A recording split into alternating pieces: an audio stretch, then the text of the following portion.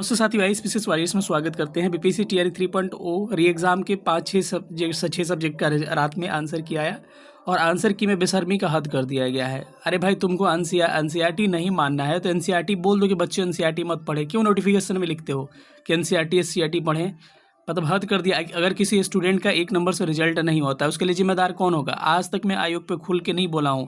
SCERT इन्होंने invalid कर दिया, उसको उस पर भी हमने नहीं बोला। लेकिन एनसीईआरटी नहीं मानोगे तो क्या मानोगे भाई? लूसेंट मान रहे हो, गूगल मान रहे हो? अगर है ऐसा तो चेंज करो ना आंसर। एनसीईआरटी को बोलो कि एनसीईआरटी परिवर्तित करा, नहीं तो एनसीईआरटी में जो दिया है उसको वैलिड मानो। मतलब हद कर दिया ये लोग यार। मतलब मैं जब आंसर बता रहा था तो उस समय बताया था कि सबसे ऊंची चोटी कौन सी है, वही होना चाहिए। कई लोग को शायद उन्होंने ई लगाया होगा तो उनके फेवर में मैं बात नहीं कर रहा हूँ। फेवर की बात नहीं है, ये चीज़ किसी और के साथ हुई है, कल आपके साथ हो जाएगी। एनसीईआरटी आप पढ़ के जाइएगा, आंसर लगेगा, आंसर कुछ और हो जाएगा। जितने भी प्रश्न है जीएस के, मैथ्स वगैरह वाले प्रश्न जो भी है सब पे हम डिस्कस करेंगे। चाहे महेंद्र गिल वाला प्रश्न हो गया, चाहे आपके संस्कृत के प्रश्न चेंज हुए हैं, सब पे डिस्कस करने वाले हैं।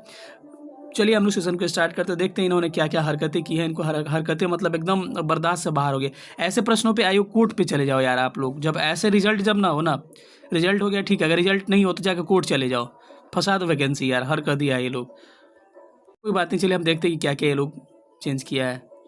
ये प्रश्न, इसको मैंने देखा तो मेरा खून खौल गया यार भाई। हम लोग भी अपने नोट्स में पढ़ाए हैं कि पूर्वी घाट, देखिए मैं 2 तरह से नोट्स में पढ़ाया हूँ। जाके जो मेरे पेड बैच वाले हैं, चाहे कहीं अगर आपने पढ़ा होगा देखा होगा, पूर्वी घाट क्या है, सबसे ऊंची चोटी है अकॉर्डिंग टू एनसीईआरटी। हम लोग लिखवाते हैं, मजबूरी हो गया है अब ऐसे लिखवाना कि पूर्वी घाट एनसीईआरटी के हिसाब से सबसे ऊंची चोटी है। इसकी हाइट कितनी है? 1501 मीटर है और उड़ीसा में है। पूर्वी घाट की सबसे महेंद्रगिरी है 1501 मीटर। लेकिन ऐसे अगर देखा जाए तो अभी सबसे ऊंची हाइट पूर्वी घाट की किसकी हो चुकी है? झिंझिगाड़ा की हो चुकी है, जिसकी हाइट 1690 मीटर है। उसके बाद से एक और चोटी है, उसके बाद से गलीकोंडा, इसको 1643 है। उसके बाद से तीसरे स्थान पे दिखाता है किसका? महेंद्रगिरी का 1501 मीटर। तो हमने ये चीज़ बताया भी था कि यही है। अब मैं जब नोट्स लिखवाता तो ऐसे ही लिखवाता हूँ कि अकॉर्डिंग टू एनसीईआरटी बच्चों को कहते पूर्वी घाट को मारिए। हमने कहा था, मैं अपनी गलती मान रहा हूँ। तो आपने भी तो आंसर दिया था ना पहली बार में महेंद्रगिरी। क्यों दिया था इसको आंसर जब आपको पता था एनसीईआरटी में चीज़ नहीं है? मतलब कौन सा यार स्रोत भेज दिया बच्चे ने?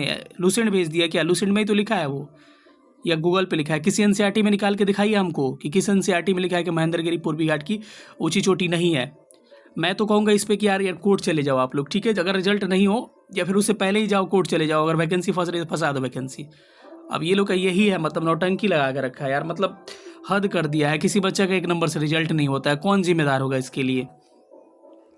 अब बताओ कि इसका आंसर ई ले लिया गया है और अकॉर्डिंग टू क्या लिखेंगे हम? अकॉर्डिंग टू लूसेंट और गूगल, यही नहीं लिखेंगे। कौन सा स्रोत है दिखाइए हमको, स्रोत लगा के। किस एनसीईआरटी में अपडेट किए हो आप कि झिंझिगाड़ा सबसे ऊंची चोटी है? अब हम क्या बोले समझ में नहीं आ रहा। आज तक आयोग पे हम खोल के नहीं बोले हैं, लेकिन जब एकदम हद हो गया, मतलब खून खौल गया मेरा इस प्रश्न को देख के। क्या ये नौटंकी करके रखे हैं ये लोग? अब इस प्रश्न पे जो आपको करना होगा करिएगा। मैं कह रहा हूँ कि अगर आपको जो करना होगा, जो अगर किसी को लगेगा सर प्रभोग कर रहा है तो ठीक है, कोई बात नहीं। अब जिसको करना होगा करिएगा, इस पे जा सकते हैं। जो सही होगा भाई, आपके न्याय के लिए मैं लड़ूंगा, ठीक है? चलिए अगले क्वेश्चन पर चलते हैं। ये लोग क्या किए हैं? ये प्रश्न एक है, इसमें कहा गया है कि इसमें इसको डिलीट कर दिया गया है, ठीक है? तो इसमें खैर विवाद था, ठीक है कोई बात नहीं, इसको डिलीट कर दिया आपने। तो कई लोग कह रहे हैं कि 69 भी डिलीट हुआ है। भाई उनको ये भी नहीं पता है, खाली लेके पहुंच जाते हैं व्यूज़ के चक्कर में कि मतलब मेरा ये इतना चेंज हो गया उतना। भाई कितना गधा लोग है, कह रहे हैं कि 69 भी चेंज हुआ है। बहुत सारे प्रश्नों का पहले से आंसर चेंज था मेरे भाई। संस्कृत की मैं कह रहे हैं 104 डिलीट हो गया। अरे भाई 104 पहले भी प्रोविजनल में डिलीट था। जो डिलीट है कम से कम उतना तो समझ लो, देख लो कि क्या डिलीट है क्या नहीं। इनको भी नहीं पता है क्या डिलीट है क्या नहीं डिलीट है। चलिए मैं दिखा रहा हूँ आपको। अब ये प्रश्न भी जो है, इसमें इसको कहीं लिखा नहीं है। लिखा है कि 2 पूर्ण संख्याओं के बीच का अंतर 66 है, 2 संख्याओं का अनुपात 2:5 है, दोनों संख्याएं ज्ञात करिए। तो इसमें अकॉर्डिंग टू रिस्पेक्टिवली बात किया जाए तो 110 होगा, 44 110। लेकिन कहीं आयोग ने यहाँ पर लिखा नहीं है कि रिस्पेक्टिवली यानी कि क्रमशः। जब क्रमशः का था तब सी नहीं होता। अब अभी भी इसके साथ वही है, ई है, कोई चेंज ही नहीं हुआ है। मतलब कि इसके कहने का मतलब है 44 110 नहीं है, तो कहीं आपने लिखा है यहाँ पर कि रिस्पेक्टिवली कहाँ होता है, क्रमशः कहाँ है? इस प्रश्न में भी आप चाहिए तो कुछ भी करिए, अब जा सकते हैं इस प्रश्न पे। अगर कोर्ट केस करना है, कुछ भी करना है कर दिए, लेकिन वो तो महेंद्रगिरी बर्दाश्त नहीं हो रहा है। चलिए एक अगला क्वेश्चन देखते हैं। बदलना इसको चाहिए, बदल किसको दिया? अरे भाई इसको कम से कम डिलीट कर दो ना, शर्म आ रहा है तो। इसको भी डिलीट कर दिए होते जब इतना डिलीट कर रहे हो तो। डिलीट के काबिल तो ये प्रश्न था नहीं, तो इसका आंसर सी लिए होते। चलिए 104 पहले से डिलीटेड था संस्कृत में, 108 को डिलीट कर दिया गया। ज़्यादा टाइम नहीं लेंगे आपका। उसके बाद से आपको 126 को भी डिलीट कर दिया गया है। ये भी क्या है, 126 भी डिलीटेड है संस्कृत में।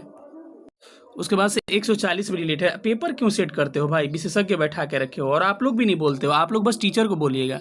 कोई टीचर गलत उत्तर बता देगा तो उसको, या फिर बताएगा तो कहेगा कि आपको खुद नहीं आता है, आप क्या आंसर पढ़ाइएगा।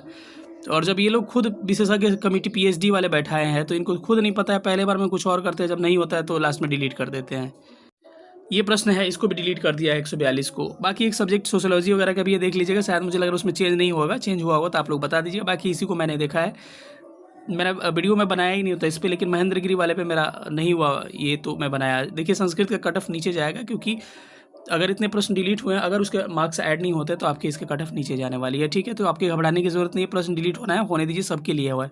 ठीक है, तो आपकी क्या प्रतिक्रिया है जो मैंने क्वेश्चन बताया, कि क्या वो डिलीट के काबिल था या फिर उत्तर परिवर्तित के काबिल था क्या? तो आप लोग अपनी भी प्रतिक्रिया दीजिएगा, लेकिन स्वार्थ में आके नहीं। आपके भाई, आपके बहन, आपके सामने अगर किसी का 1 मार्क्स रिजल्ट नहीं होता तो अपना स्वार्थी मत बनिए। तो उसके लिए आपके साथ भी हो सकती है जो इनके साथ हुई है। चलिए सेशन को ख़त्म करते हैं यहीं पे। बाकी फाइनल आंसर किया आएगा तो सबका मैं कट ऑफ एक बार बता दूंगा, और इसको ध्यान में रख के बताया जाएगा कि कितने प्रश्न डिलीट हुए, उसके हिसाब से कट ऑफ बताया जाएगा। ठीक है, अभी इसका नहीं बनाएंगे कट ऑफ का वीडियो, क्योंकि सारे सब्जेक्ट का जब आंसर किया आ जाएंगे ना तो एक ही बार कट ऑफ का वीडियो बना देंगे। बाकी आंसर चेंज होगा तो एक बार देख लीजिएगा इसके बाद वाले में, लेकिन एक ही बार डायरेक्ट मैं कट ऑफ वाला वीडियो बना दूंगा, उसको देख लीजिएगा। चलिए मिलेंगे अगले सेशन में, तो अपना ख्याल रखिएगा, अपना प्रतिक्रिया जरूर कमेंट में दीजिएगा, आपका इंतजार रहेगा। थैंक यू सेशन देखने, थैंक यू सो मच, जय हिंद।